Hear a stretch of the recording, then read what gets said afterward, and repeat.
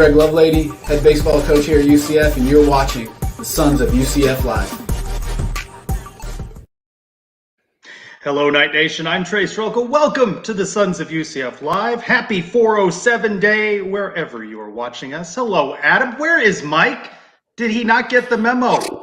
8 o'clock Eastern. What's going on? Yeah, it's funny. Mike was here a little bit ago, and then now he's gone again. He may be back. I mean, there's a time change situation, jet lag. He had a lot of truths he revealed on the podcast this week. Maybe this is one of them. I'm not really sure, but I'm sure he'll be with us in a moment. But I'm glad you all are with us, at least. It might help if he showed up, more than a minute before we go live. But Greg Phillips actually probably has it correct. Greg, you might be on the money here with where Mike is at. He has seen the photos that Mike has posted from his vacation. Well, let us begin this evening talking about open practice for UCF this Thursday. Head coach Gus Malzahn in attendance. Why is that a big deal? Let's see the video first of that I shot of Coach Malzahn out at practice. You take me right to the video. I'm trying to navigate a bunch of things. All right, we're going to go video. All right, I got yours. Well, 10-second clip here. 10 wouldn't usually be news, except, of course, Gus involved in an automobile accident in Auburn, Alabama on Monday. He, of course, in Auburn to help his wife Christy's mother following the recent passing of Christy's father. Now, news reports indicated one person was injured in the accident, airlifted to a nearby hospital. And we were supposed to hear from Coach following today's scrimmage, but he punted to offensive coordinator Chip Lindsey and defensive coordinator Travis Williams. So strikes me as a little bit of unusual. You guys are the reckless speculation types. I am not, but a little unusual to have that scheduled availability with Coach Malzahn today and then he not make himself available.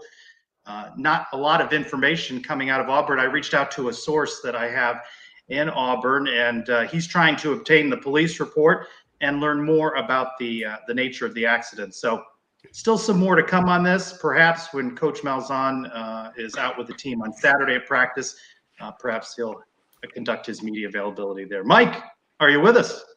I'm back, baby. Hey! It was a little rocky there to start. I actually can only hear you in one ear, but I'm here anyway. One ear better than two. Welcome back. Good vacation for you? Yeah, great time. We had a fabulous time. I wish I was still on vacation. It kind of sucks going back to work this week, but that's the price you got to pay, I guess. By the way, can we bring back up Greg Phillips' comment on why you were late? I think he summed it up. He's seen the photos. Greg saying probably drunk. Probably drunk. It appears you're sober. A little technical probably not mentioned in that, Trace. That's just drunk. No, I actually just got it through the door right now. I got done with softball practice with the girls. Tight schedule on Thursday nights, but I made it a couple minutes late, but here I am. We are glad you are here. So no Gus Malzahn at the media availability today. We did hear from Chip Lindsey and Travis Williams and some players, Matt Lee and Devon Wilson. And we got to see them in the bounce house. Second scrimmage, of course, spring game coming up on the 16th. And I've been trying to get Coach Lindsey to answer questions, some different questions than he might normally be asked. And, he's pretty forthcoming. Today I asked him on what he wants to see Mikey Keene and John Rice Plumlee and what he wants to see them work on here with the duration of spring camp. Yeah, I think Mikey, obviously usually his decision-making is really good. So I think for him, it's, maybe speeding that process up just a little and then also making a few plays with his feet. Like, say you're in a third down situation and it's 5 or 6 and it's not real clean. It's man coverage. So, you should have an opportunity to make a play with your feet if it's not clean and not force the ball. And he did that today. So I think that was one thing that sticks out in my mind. With John Rice, I think it's throwing balls that give our guys an opportunity to put their hands on it, a guy's running down the sideline and you want to throw a back shoulder ball. Well, you want to throw in a spot where he can catch it or nobody catches it. You never want to leave that ball inside. So to summarize that, he wants to see Mikey run more and John Rice Plumlee throw better. So we're back where we were just a couple of weeks ago. Yeah, I mean, the Mikey running stuff, we can figure that out at some point, right? The John Rice Plumlee was a clear indication of either bad throws that weren't there or the rumors today around a couple interceptions in the scrimmage, right? So either throw it where a receiver can get it or don't throw it where anyone can get it. So clearly he's indicating that we still got some work to do with JRP's arm. I think the Mikey Keene running stuff, we can figure that out. We don't need Mikey Keene to become, this version of Isaiah Bowser. He can, as long as he can keep defenses honest, tuck the ball, get a couple yards off the line there, whatever. We don't need him to be a speedster out there. But the JRP not being able to throw thing, to me, bigger red flag than what I heard about Mikey Keene. Yeah, and a couple of those videos Trace posted earlier today, great job out of you. I don't know if it was just a bad throw or the receivers were dropping everything that went their ways, but you could tell on a couple of them that he wasn't hitting the receivers in stride. They kind of had to reach back for it. Maybe that was the issue. Mikey running to me is not that big of a deal yet. When a play breaks down, you'd like them to take off, but Dylan Gabriel never really took off running until his second and third season too. So, well, let's continue to fan the flames of this quarterback controversy. Today, center Matt Lee was asked, what was the standout play during Thursday's scrimmage? I think if there's one play that stood out, I think it was the first drive. It was like the third play of the drive. John Rice Plumlee pulled the ball, broke like 2 tackles in the backfield, and busted for like an 80-yard touchdown run. So that was super cool to see. Correction there, Sports Information says more like 54, 55 yards. But again, we know what John Rice Plumlee can do with his legs. How do coaches balance Mikey Keene and John Rice Plumlee in this offense? First off, Matt Lee, God love you for the skull cap when it's like 80 degrees in Orlando today. And I don't know if you need that. But did he say that was the first drive, Trace, or first play of the drive? I'd have to go back and listen to that. I guess I should have listened to it when I was playing there. Because that would be interesting, because does that mean that JRP got the first reps out there today? Was he first out? I know there's kind of a switch between him and Mikey Keene. So did JRP get the first reps? I saw later there was some commentary about it was a kind of a busted play. DN got in and JRP sort of, broke the tackle and beat some DBs from a speed standpoint. And I think that's the thing that he can do really well. But then you hear what Chip says about, well, hey, if for some reason we don't rush anybody and we drop back in coverage and defense says make him throw it, is he going to throw it to somebody's hands or somebody's feet or the other team's hands? I think that's the challenge. But I mean, listen, we know he's explosive. We know he's got speed. We've seen that before. But if he's going to be one-dimensional, it's going to be pretty easy to scheme against that. Yeah, you love those explosive plays. But the thing that caught my eye were 2 interceptions today in a practice. That's the one thing we can't have. The offense cannot be turning the ball over. So you can keep the 80-yard runs. I'd rather have just a nice 7-play 80-yard drive and not turn the ball over. Well, we know the initials JRP. Let's welcome in our first guest, who goes by RBJ at RBJ2K1, a junior education major who may switch over to communications. Maybe a bit of an audition, though he's got some experience with the Twitter Spaces, the one that follows us on the Sons of UCF Live tonight. RBJ, welcome into the Sons of UCF Live. Is that an audio situation? No audio? That's not us. RBJ, come on now. He's no waving. Audio. Yeah, no audio. Look, he's got the. Oh my goodness! Come on, we bring in the college kid, the tech-savvy college kid. Live from the student union, apparently. Yeah. Oh my goodness! What are you gonna do in Twitter Spaces? All right, why'd you figure that out and come back? And we'll talk with you. We'll take RBJ down. We're going to tap into a bit of a younger demo here on the Sons of UCF Live. Welcome in a college kid. A lot of opinions. All right, behind the scenes. He messaged me and he asked, do I have to keep it clean on this show? Because they tend to get a little saltier on the Twitter Spaces. Yeah. I said, yeah, let's keep it clean. And then nothing. Nothing. Here's the thing: you guys can't see this, so I can see RBJ in like the green room, and he's getting ready. He was moving around. I saw him moving the show. He was ready to roll. We throw to him, and now he's texting that he's certainly embarrassed. I don't know if he wants to give me a thumbs up. If he's ready, we can try again. RBJ, all right? He says he's ready. Let's try. No. He's killing it. That's on me. That's me on that one. No, still no. Nope. Still no audio. What's your sign language capabilities? You got anything? The first question for you, since you can hear us, Team Mikey Keene or Team John Rice Plumlee? Okay. Was that a Castellanos? You expect this stuff out of me. I mean, this is something I was. Yeah, I already had this out of you. I had an excuse. He was drunk. RBJ, Try and get it together. Come back. We'll bring you in when we get to the mailbag. So let's get back to this quarterback situation.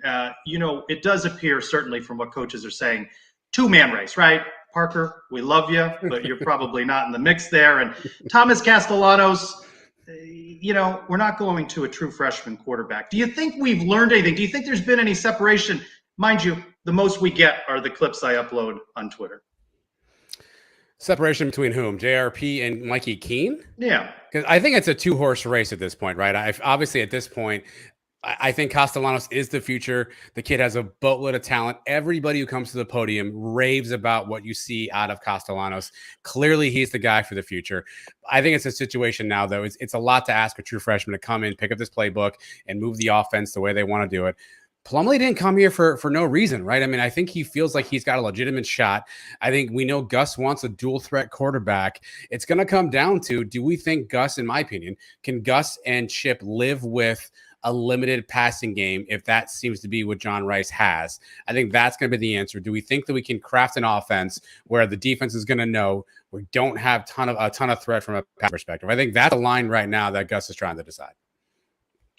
We already established that Mikey does the green better than everybody. That's number one. Number two, we saw the video of them walking to the practice field the other day. I gotta say, I give Keene the advantage on that too. 2 points for Keene. The pictures on walking that Adam to the practice field.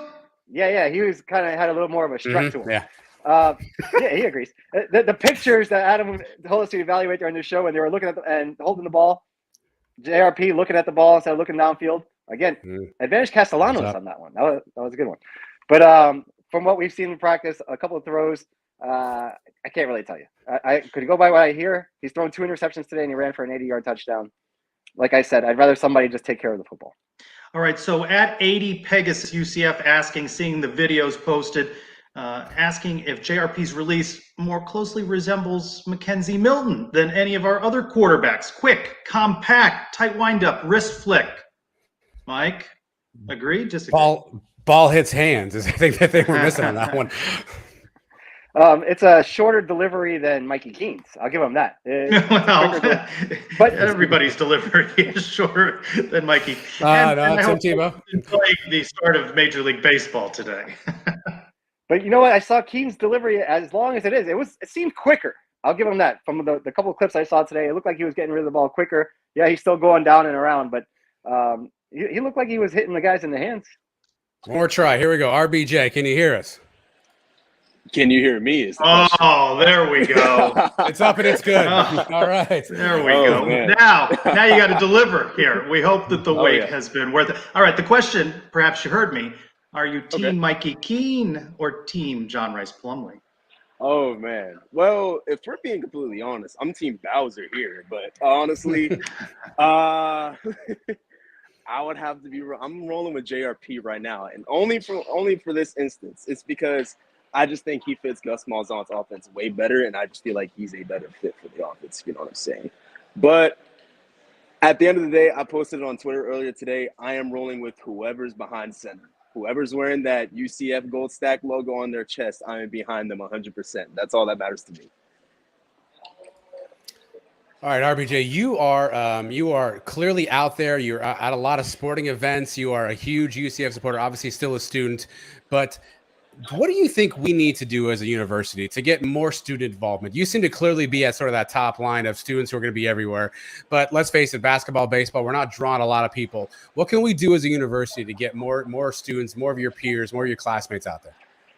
Well, I think the most important thing is winning, first of all. Winning is very important. If you win, the students will show up. Hence, maybe if you saw it in the beginning of the basketball season, like a lot of the student section definitely showed up because we thought the basketball team was good. But winning is definitely important. And another thing that the athletic department can do that the students will definitely show up for, give out free stuff. Every time that the student section is packed, they give out free T-shirts. That is also important. Yeah, do you wear these free T-shirts? Because you're sporting the Bowser one there. Do you wear these free shirts they toss? I do, if they toss them. If I catch them. But then when I get the free T-shirts, I usually just turn them into workout shirts. I just get my scissors, cut it into a tank top, and I'm good to go. You sound like Mike. We're gonna do a flex off after this. Right now? I mean, I can do it right now. I mean, I gotta do some push-ups first. So this is what, your third year on campus? yes, sir. Third year. How long have you been following UCF before that? So I've been following UCF since 2014, 2013, actually, because I actually knew Brandon Alexander. I don't know if that name rings a bell, but I'm actually really close. Yeah. I'm actually really close with him. We're actually really close friends. So he's name dropper. Got a name dropper here. He's gotten me into UCF football, but everybody knows. I'm pretty sure I said it on Twitter before who I was a fan of before I came here. I'm not gonna say it, but Florida State. Yeah. That's to the side. That's to the side. We don't worry about that right now. But do you have any Florida State T-shirts in your drawer? No, it's all black and gold. Okay. All right, that's a start. Okay. That helps. That helps. But yeah, I started following UCF football around 2013 Fiesta Bowl when that happened, and then they were like, because I'm from Apopka, so you see UCF like occasionally everywhere, but then you have the other big schools or whatever. So yeah, I followed UCF since 2013, and I didn't really start taking it serious until 2017. I'm one of those fans. Oh, 2017 to the present fans. Got it. I asked on my Twitter, the big question I asked this week is I asked what was the most confidence you had in an offensive position group, and this week I asked defensive position group. Tie here between the defensive line and the secondary. Of course, biggest question about linebacker. Next to the quarterback controversy, what's the biggest question that you have going into this 2022 season? It would definitely have to be linebacker depth for sure, because I was most worried about. I mean, we got Terrence Lewis, the addition of him. But the loss of Tatum Bethune really hurt, in my opinion, when it comes to depth. And also, it kind of doesn't help that, yes, our linebackers are talented, but there's only one that I know that sticks out that has actual in-game college experience, and that's Jeremiah Jean-Baptiste. So that's my biggest question mark. Let's talk basketball for a second, RBG. I know you were at a bunch of games this year. The men's team, obviously with some turnover. The women's team, Coach Abe leaves, Diamond Battles leaves. We got a new coach coming in. What do you project as the future of UCF basketball, both men's and women's? Are you excited? Do you think we're on the right track, or are you still concerned about what you're seeing from departures and people leaving? So men's basketball, I'm optimistic. I wouldn't say I'm excited, but I'm optimistic. But from what I've heard from other people is that last year we had like the talent to make the tournament, and of course we fell short, and that's when people are like calling for Johnny Dawkins' head or whatever. They want to fire him. But me, I wasn't going to talk about the whole Johnny Dawkins situation until end of the season, and my thoughts on it is, who are we going to find better? That's me. So the women's basketball situation, and that I am optimistic to where I want to see where we are going to go from that. I think the whole women's basketball thing, I think it's going to be a complete rebuild. We're going to have to be patient with that. All right, so obviously you follow football and basketball very closely. What about baseball? Have you made it out to the Love Shack for any of these games? I've definitely made it out to the Love Shack, but baseball is not my expertise. I'm going to be honest with you. But we need people like you to get the crowd going, and you seem to be one of those guys that's in the front row waving their hands, getting everybody hyped up. Is that you? Yeah, that is me on occasion when I feel like it. But if you really want me to be energetic, I mean, you can ask some of my friends at football games if you really want me to be energetic. Can I say this online? I mean, get a couple drinks down. That's pretty much it at a tailgate. Yeah, you can say that. I shared with the audience that you asked me if profanity was okay in this hour, and we try to keep things clean. However, it's a little saltier in the Twitter spaces. Why don't you preview what's coming up following the Sons of UCF Live? What are we previewing? Let's see. We are definitely going to be talking about spring ball, the QB battle, the whole QB controversy, whatever. As we know, with the whole QB thing, the fan base is split down the middle right now. So yeah, with that, we're going to be talking about what we think was going to happen when UCF turns into the Big 12. We're going to be talking about facilities, upgrades, and what we need to do for that. We're going to talk about fundraising, and we are also going to be talking about men's and women's basketball tonight. So make sure to tune in on that. Twitter Spaces, RBJ, you're a natural if you don't pursue that education degree, career in education. You got a future in communications, I think. Thank you. I really appreciate it. All right, RBJ, we appreciate you. Enjoy the Twitter Spaces tonight, and we'll have you back on at some other time. Thank you. I got to finish all this homework. I'm stressing out over finals. Pray for me. We do not have to worry about that. So you enjoy that. Charge on. Yikes. RBJ mentioning he expects complete rebuild for women's basketball. Of course, we saw Diamond Battles enter the portal now. She's already a Georgia Bulldog. And Coach Abe's daughter, Savannah Henderson, no shocker there, joining. Of course, new coach now, Cynthia Messer, joining UCF this week. I would say she won the press conference, right? You guys talked about it on your show this week. Definitely won the press conference. What she does here remains to be seen, of course.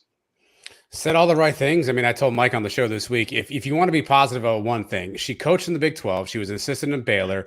They had a ton of success there. Final Fours, championship in 2019. So our move into the Big 12, she's well positioned to understand the conference. She knows the landscape. She probably knows the recruiting trail.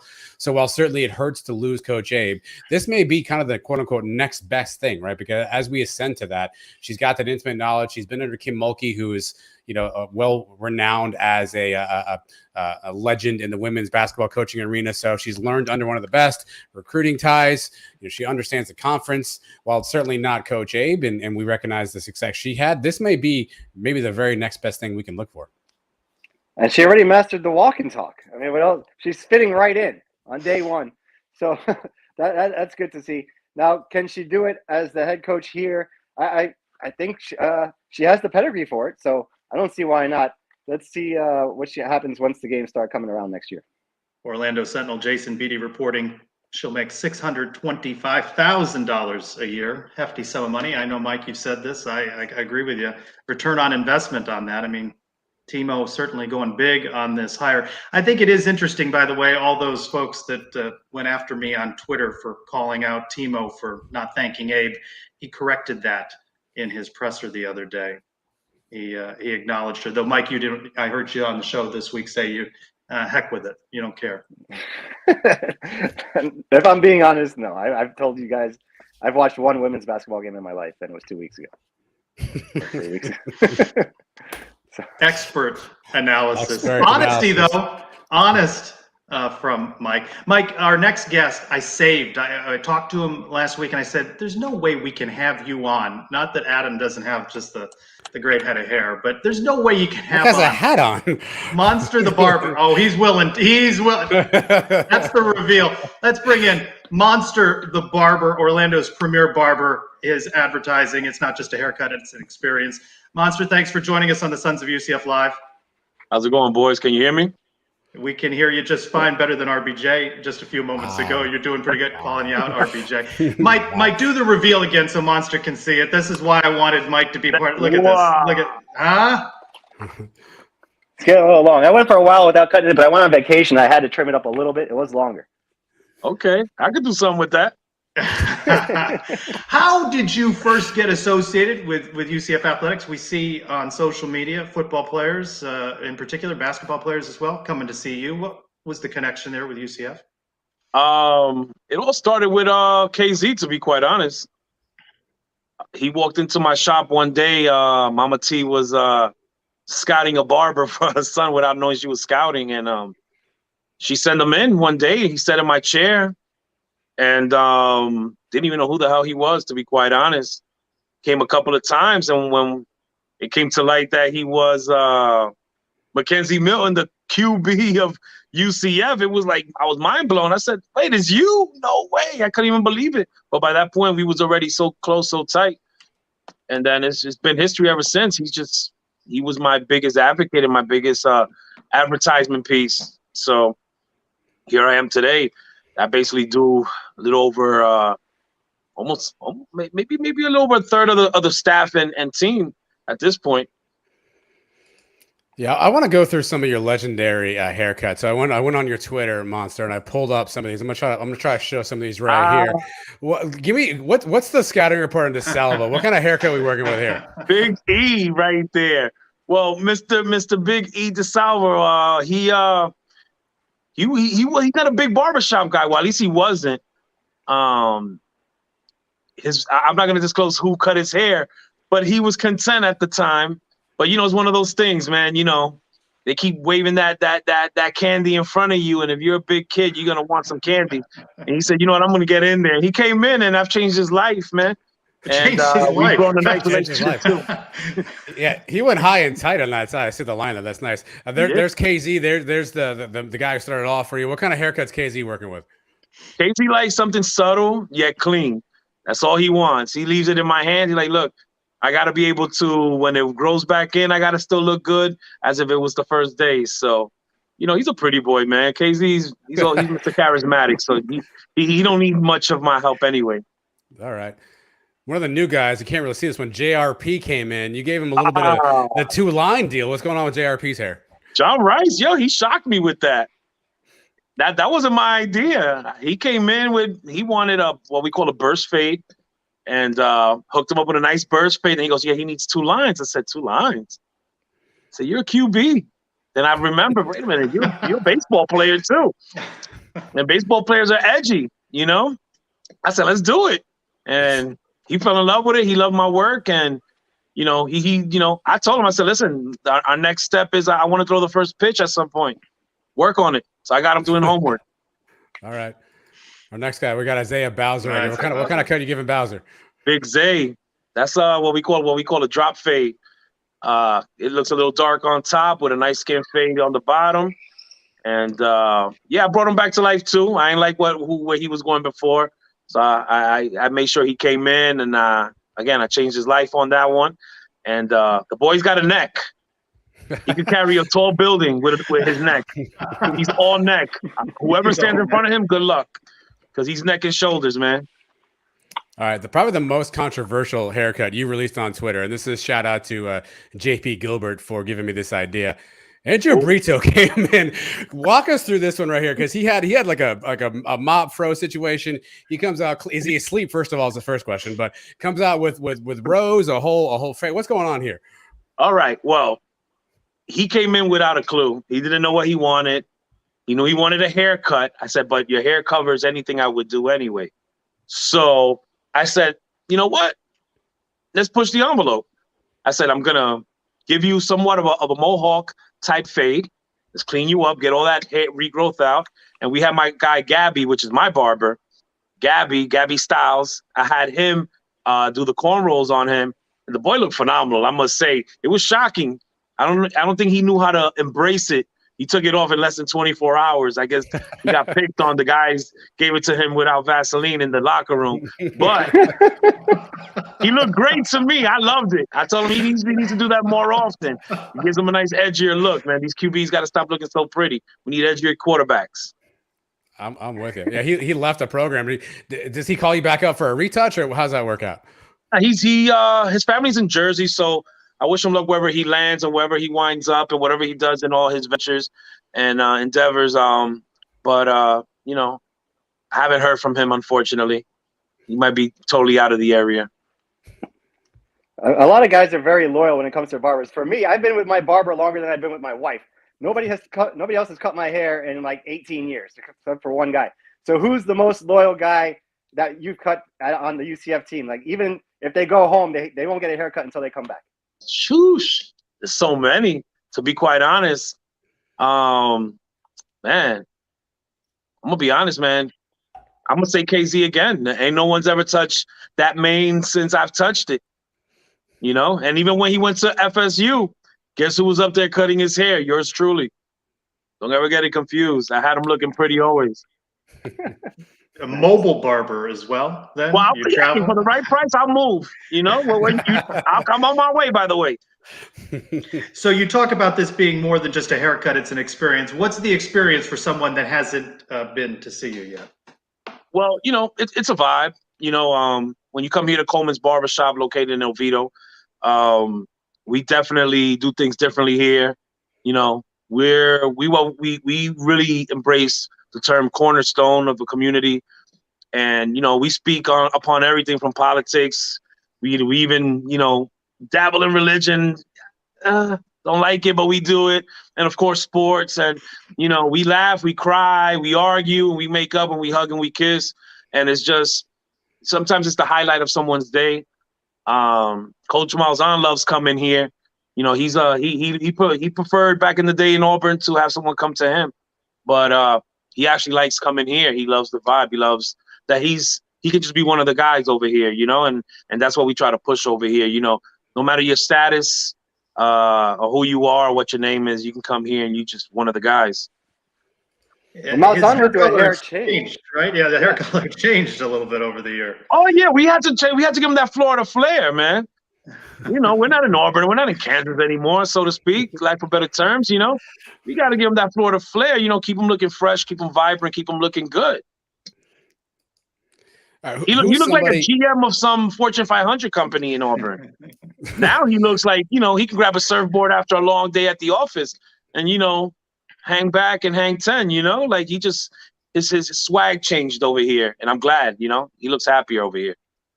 Who's somebody you wanted to get your hands on their hair, but never got a chance to? Who's that one cut you're chasing right now? To be honest, you're not going to believe it. Dr. Cartwright, the president. I've been wanting Dr. Cartwright over here. I would love to pick his brain. I'm an undercover nerd. It is what it is, What would you give him? A fade? What's going cornrows? What's going on there? Dr. Cartwright, the first time he comes, he gets whatever he likes. After that is all on me. And that's usually how I do it. I push the envelope that way. I make you feel comfortable, and I let you open up, and then I make my recommendations, and I push you to where I think you should be. And I've done that with a lot of the guys. Did you ever cut Coach Heupel's hair? Let me tell you about Mr. Heupel, man. He likes women cutting his hair first and foremost. Why, I don't know. I mean, I'm a proven, my resume is extensive. So, but he chose, to go to like a cuttery and stuff, and have some chick, massage his hair with some soap and whatever, He thought maybe he'll get some extra regrowth. I can't call it, but he chose quality over a head massage. Okay, good luck. Who's the guy that came in and their hair was just a complete mess, and you put him in a whole different world? Fuck my life. He's gonna hate this. Excuse my French. I'm gonna say Sam Jackson, Mr. Good old Sammy boy, O-line, my brother from another. Man, if you look at my Instagram and you look at the first time I cut him, I did it before and after. Woo! That was a 2-hour haircut, man. It was 2 hours. I had to massage that. I had to shampoo, twice. No massages. That's hyper. We're not going back there. Twice to loosen up that mane. But now, that boy, he's as pretty can be when he comes in. Monster, where can folks find you? Well, you can find me, if you want to reach out to me, you can follow my link on Instagram, which is Monster the Barb 1, or that's my Twitter. My Instagram is monster_THA_Barber. And through there, you can follow my link on Linktree, and you got my number there, and we can schedule an appointment. You let me know how you heard of me and what days and times you're looking to come in. And I'm here located in Oviedo at 185 East Mitchell Hammock. In Oviedo, Colemans Barbershop, the #1 barbershop in the East Side. Proven time and time. Not just a haircut, it is an experience. Monster, thanks for stopping by the Sons of UCF Live tonight. Anytime, brothers. Hey, always a pleasure. Appreciate you. Thank you. I'd go in there and see him, but I kind of keep mine short because I swim during the week, and I like to be as aerodynamic in the pool as I can be. So that's. I'm sure he can clean up the beard and stuff. Yeah, and line you up real good. Right? He can probably get you a good hair island, some hair island. No, I mean, or maybe he can give you a Heupel's stylist. He just get a massage out of the deal. I don't know. I like that line of questioning that we went there with the Heupel. We learned a little bit more about Josh. Didn't know we were getting that. It's a treat. Didn't know we were getting that exactly. As we move along in the show, softball. 20th ranked Knights, 31-10 now, 10th in the RPI. They won 2-1 at North Florida on Wednesday. They host Memphis this weekend, so they remain on a roll. And Eric Lopez tells me that if you're in that top 10, 15, right, you most likely host in the NCAA tournament. So they just got to keep plowing through conference play, and maybe that will happen. Baseball, though, Mike, did you go to the game? They were at FAU Tuesday. They dropped that one 5-3. No? That was a no? I was not. No, my daughter had a softball game. I could not make it. 18-11 now. They are on the road at Memphis this weekend. So let's bring in Stephen Branca, who's good to join us every week. Of course, you hear him on ESPN Plus. By the way, Stephen, right before you, we had on Monster the Barber. It seems a little, it doesn't seem quite right for you and I. I mean, you guys are talking about barbers. I mean, I know my barber pretty well for the last, 7 years. So that's longer than I've been married to my wife as well. It's just every other day in the shower, just shave my head and we're good to go. So let's save a lot of money that way. Exactly. Let's go back to this weekend. I wasn't rolling because I didn't expect you. I think you jumped up in the air into Greg Lovelady's arms following the sweep of the rivals over there in Tampa. Nice job by the Knights over the weekend sweeping. Yeah, they were fantastic in just about every aspect of the game. And, you got to see the offense finally come together. Bullpen looked good. All those things that we talked about last week on this show that needed to get shored up, got shored up. And anytime that they can beat USF or that other team over there, like we used to call them, it's always a really, really good day. And I wore my Citronauts shirt today because of Billy Mole was talking about the Oviedo Citronauts in one of his tweets a couple weeks ago, kind of throwing some shade. So just had to support the program a little bit, Obviously, the sweep is great, but what do you think it means? Does it mean extra because it was the Cows? Because at that point they were 18-7, they were the quote unquote top team, opening a conference play. Does this have more meaning than just beating a team 3 times? Yeah, it's the start to your conference season, right? And we talked last time about how conference is a whole new season that starts over for you, because if you do well in conference, you got a chance to play postseason. And so it's just a great start. Hopefully that momentum rolls into this weekend up in Memphis, but it means a lot because it's that rivalry. But it's just that conference. It's just a different level. Gamers show up when it's conference time, and that's what we got to see. I wouldn't say there was a bit of a hangover. We were winning most of the game on Tuesday night. We just let it slip away late. What happened there in the the 8th inning? Yeah, bullpen issue, right? Those guys had thrown a lot over the weekend, and it's been the schedule part has been a little tough for some of these guys with the travel and where they've been, and it's kind of been a weird schedule in a couple areas, and I think it just caught up to them a little bit. I think it was just that midweek lull. Like you said, they were leading most of that game, but sometimes just on the back end you get caught, and they got caught. So. Well, we got a question right before we came on from @UCF Realist saying to ask you about resting starters midweek. What do you think of that? Is it saying that maybe those midweek games not as important as conference play? If they're not as important, I think it's just. I mean, you look at a guy like Alex Freeland. Okay, the guy has played. I mean, UCF in his time has played almost 90 games, and he's played in 88 of them. He started 88 games out of 89. This past week was the first game he's missed. I mean, that's incredible for a kid who's a freshman, used to playing 20, 25 games in high school before he got there. And now he's, he played 88 games in a row. I mean, that's impressive.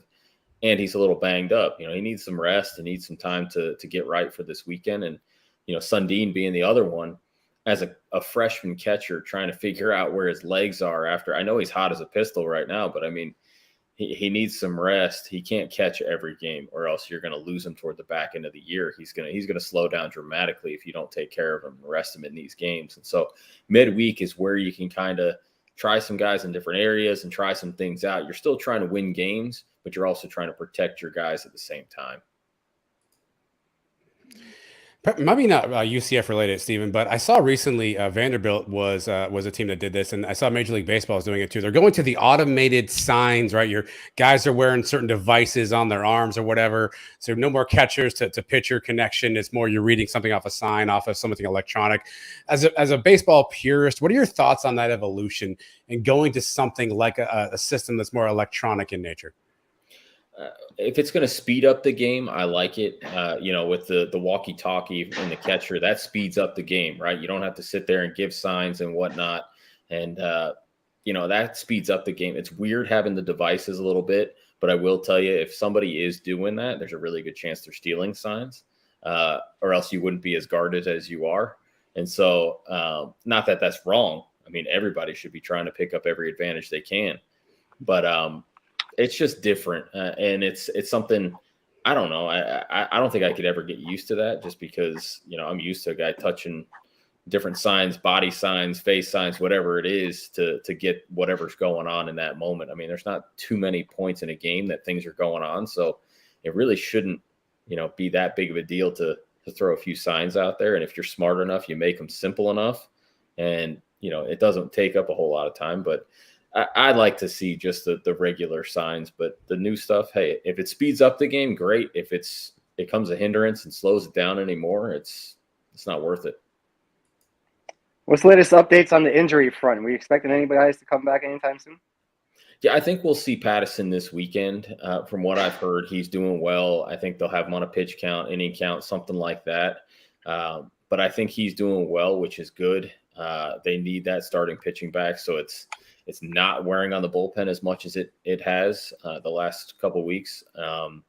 So I think that's a huge one that you'll see. And it sounds like, from what I've seen and what I've heard, is Riley Wash will be back soon. So that'll be great to give Sundin some time here and there, and kind of help with that catching situation, not put the weight on his shoulders. As well as he's played, you'd love to see him out there every day, but like I said, if you ride him too hard, he's not gonna finish the season as hot as he is now, and that's when you need him the most. So, how good is Connor Stain?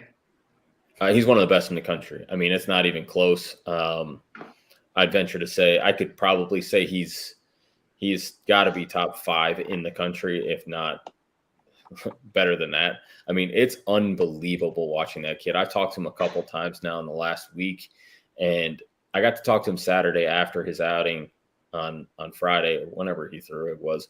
But he just talked about it. I mean, the kid is tough as nails. He had a blister, and I saw it on the broadcast under his middle fingernail. And I told Mark, I'm like, it's either a fingernail that he's torn or it's a blister. One of the two. He's not feeling right. But what he learned was his breaking ball was working better off of that. And that kid is so competitive that he was like, yeah, I just went to the breaking ball. I just struck out every guy from there on out with my breaking ball. He didn't even have to throw his fastball in those counts where he's usually blowing guys away with a fastball. But, I mean, anybody who's throwing a fastball from, 95, 97 like he can, and he's got 2 different breaking balls that he's worked on that are both really, really good. And, I mean, you might see him as the best pitcher in college baseball this year. Opening day for Major League Baseball. Who's your team? See, when you get to my point, you don't have teams anymore. You just have people that you root for. And so I just root for guys like Matt Duffy, who I played with the Giants. He's a really good friend of mine. I'm actually doing his wedding in November. So he and I are really close. And then Patrick Wisdom, a guy with the Cubs, I played with him for a while, and he's a really good guy, a really good dude. So guys like that I try to keep up with. But teams will break your heart. Players that you can root on no matter who they're with. So, well said, Stephen. We appreciate you stopping by again this week. Let's win this series at Memphis this weekend. I'd love that. Well, thanks for having me, guys. All right, see you again. All right, open up that mailbag. We got any walk-in talks this week? Do we have anything? Yeah, we do, Trace. We have one, Nidalorian, and a couple of cameo appearances. So here we go. What's up, sons of UCF? We're out here at the Mission Control event at Top Golf Orlando. We got the UCF Twitter Mafia out here today. We wanted to know, with 146 days until the start of football season, what's your favorite thing to do to pass the time over summer? And as always, go Knights! Charge on!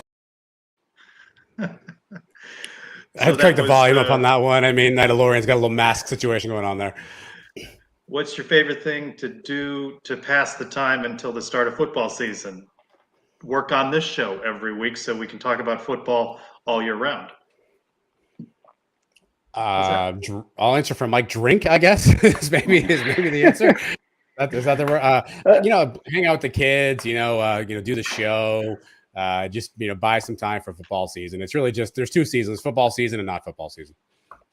Yeah, drinking is part of it, but I mean, we live here in Fort Lauderdale. We're at the beach almost every weekend. That's my thing. It's a 5-minute drive to the beach. We go hang out there, relax, spend the weekends with the family because once football season comes around, they know, 12 o'clock kickoff, I'm done for the rest of the day. You were just in Italy. What did you say in your walk and talk question from last week? You were in the Fort Lauderdale of Italy, or what was that? What was the line you that's used? right. Because here in Fort Lauderdale, they refer to it as the Venice of America.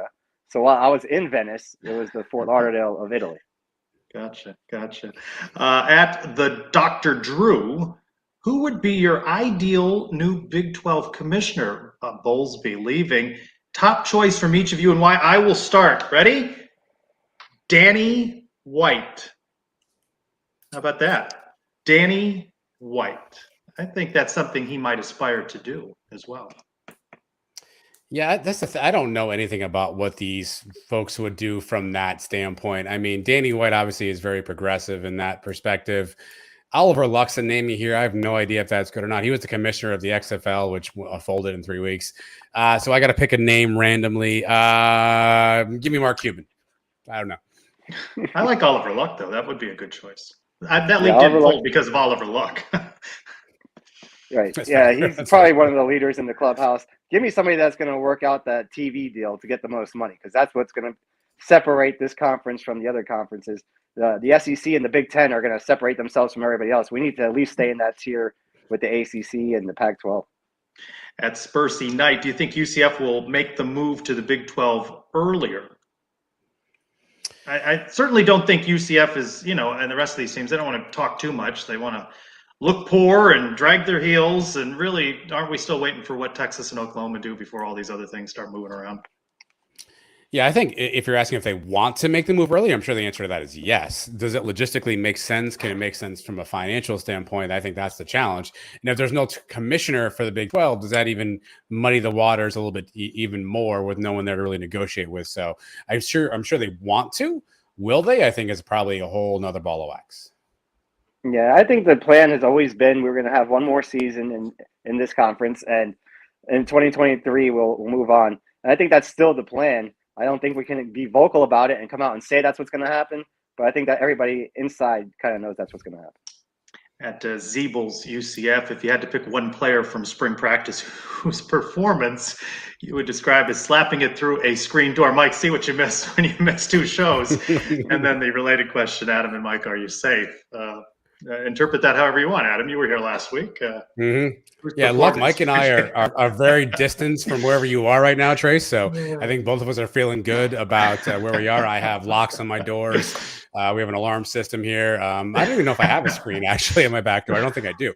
A screen and patio. So I feel good about that. Jalen Griffin is a name you're hearing a ton from the receiver standpoint. Trace, there was an interview you posted a bunch this week with Kobe Hudson, who talked about how Jalen and he were sort of battling it out for that receiver spot. Seemed like a lot of respect there. That's a name that kind of jumps off the page at you. It wasn't somebody we saw a ton last year. So I would say he's slapping it through the screen door this year. Give me whoever the guys are that are intercepting Plumlee. I mean, we don't have the details on that, but it seems like the defensive backs are doing a pretty good job here in the spring. Put me down for Brandon Adams. He picked off Mikey Keene the week before in the scrimmage. I remember something, I think it was you, Adam, who said when we got Quadric Bullard during spring last year, and we all went, why him? And you said, well, maybe they were showcasing some guys that they thought were going to do bigger things, and they brought Brandon Adams out to meet with the media. So I'd like to see what he can do for the Knights. Robert, whose comments you see scroll across the screen, at 2 letters, 2 words. Will the influx of Big 12 media money make it easier to retain good UCF head coaches, football excluded? Certainly can't hurt, but I'm not sure that UCF is going to win those bidding wars when it comes to the SEC programs. Yeah, I think maybe just being in the Big 12 helps to retain those coaches, right? Because you're at that Power 5 level. You're in a conference where you have a bunch of powerful teams, depending upon which area. I mean, men's basketball 2 years in a row now, Big 12 has won the championship, right? So you're in a conference with a bunch of power-ass teams. I'm not sure if the money will be there to do that, but maybe the prestige. But let's face it, there's 10 to 15, 20 programs in the nation, in the SEC and the Big 10, if they come calling for your coach, they've got the money to come get your coach, right? We saw Brian Kelly leave Notre Dame for LSU, right? Mm-hmm. If one of these comes calling for your coach, I don't care who you are. Lincoln Riley goes from Oklahoma to USC. If their money is there, they're going to go. I don't care who you are and how much your TV deal is. So those 15, 20 schools want your coach, just say goodbye and wish them well, unless you're Timo. That's true. But we do have an upper hand now on the teams in the Big 12. We're in the same conference. And would you rather live in Orlando or Ames, Iowa, or Lubbock, Texas, or any of these other places? I think we have a little bit of an advantage that way. Maybe Lawrence, Kansas, kind of a popular place now. At Mary Ashbaugh 6, happy birthday, Mary. I saw you post that on Twitter today. Asking us to talk about the new women's basketball head coach. Are we excited about it? Do you think we'll get some good transfers and recruits? I think that she won the press conference. I see these comments that it's a home run hire, which is just a cliche, right? Some of the same people, you, Jeff Sharon, good luck after the wisdom teeth surgery that you had today, saying it's a home run hire, yet saying that when a highly touted football recruit is lauded for coming to UCF. Well, let's see what they do. Let's see what she does. Yeah, I mean, Mike and I said this on the show this week. Everything seems good on paper. The pedigree's there. The track record is there. The DNA is there. Can she get the players to come play for her? Can she develop those players? That's the name of the game. And ultimately, I think she's got at least an upper hand in terms of understanding what she's getting herself into in terms of the conference, in terms of having some of those relationships with players. So you hope that gives her the upper hand. But it's hard to say. Unfortunately, the transfer portal is hurt us, but it works both ways. So maybe there's the seventh player on the bench of LSU, the team she was just at, who's not getting any playing time, and says, let me go to Orlando and I can be, the top one or two players there. The transfer portal works both ways. Let's see what she can do. I think the pedigree is there, but obviously without players, it doesn't mean a heck of a lot. Yeah, do it in the playoffs. She needs to come here. It's easy to do what she was doing at a school like Baylor it's like Alabama. You're a coach at Alabama, and they say, wow, this guy's a great wide receivers coach. Maybe they just have the best wide receivers in the country. So let's see what she can do now that she's here at UCF with her own recruiting and her own coaching style. At UCF Guide 23, how many seasons will it take UCF men to get their first win versus Kansas in basketball? Less than 3, 4 to 7, 8 to 10, 10 plus. I said not in my lifetime, and I've got a $20 dinner bet, which if it takes us 2 years to get in the Big 12 and his question 10 plus, I don't know what $20 is going to afford in 12 years, but I don't think I see UCF beat Kansas ever. It doesn't seem likely. The only outside chance you have is that Kansas is under the specter of NCAA stuff.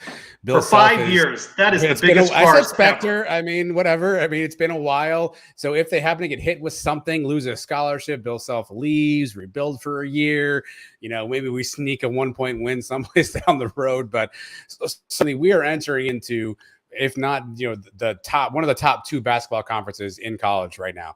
And the challenges are going to be great for a lot of these teams. I think Kansas obviously set the bar, but give me 10 plus would be my answer. Here's the problem with your bet. If you win, you're dead. So how is somebody going to take you out to dinner? I don't get it. But, you see, in college basketball, you see major upsets all the time. All the time. Teams that have no business beating other teams can win one game. So I'm not buying that it's going to take us 10 years. I think we can sneak a win out of there sometime.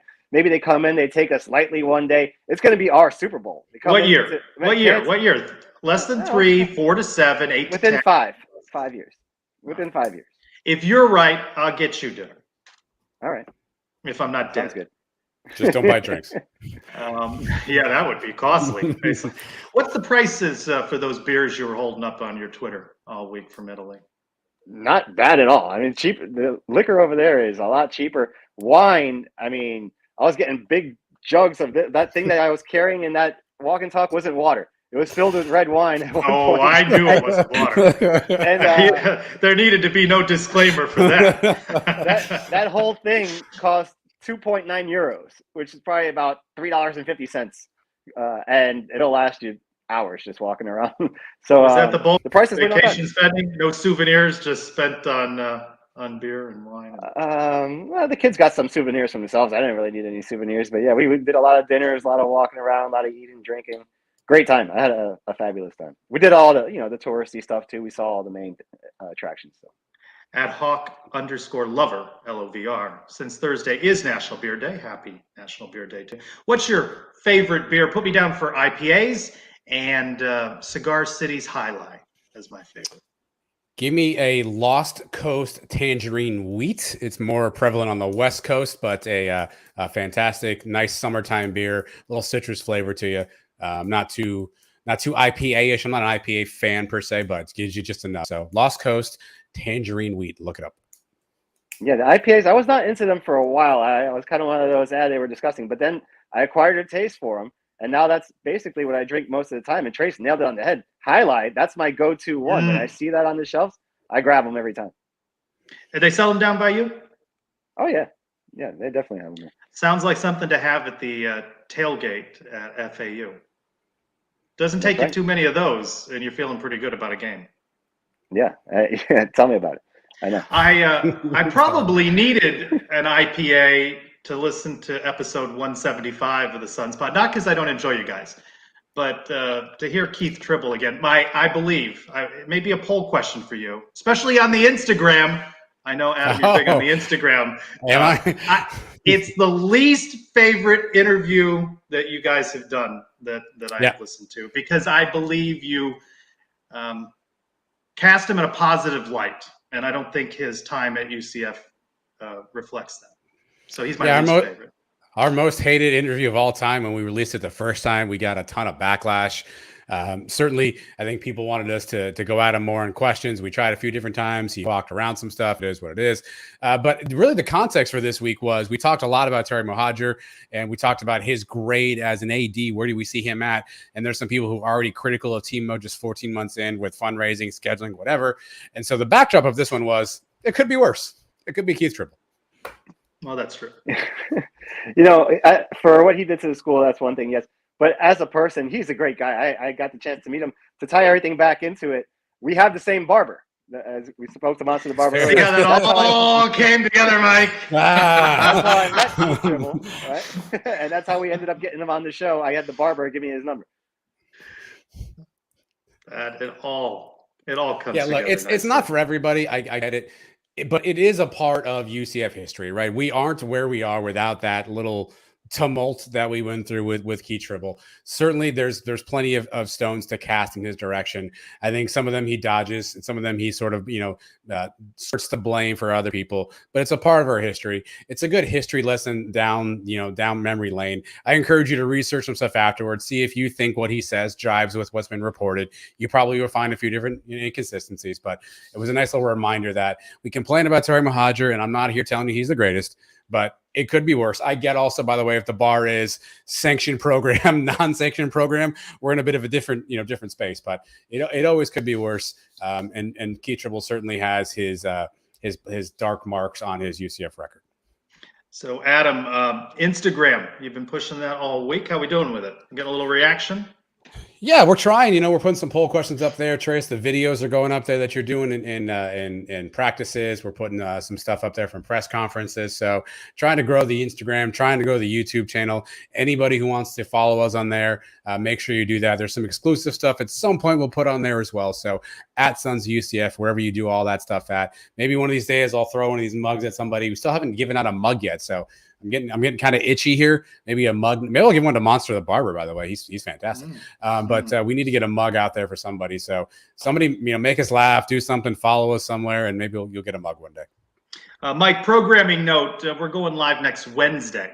I hope you don't have a conflict. We hadn't had a chance to talk about it. Right. Got some travel for Easter weekend, so it'll work out a little bit better Wednesday. Hoping to have Nick Patty rejoin us. A little spring game preview.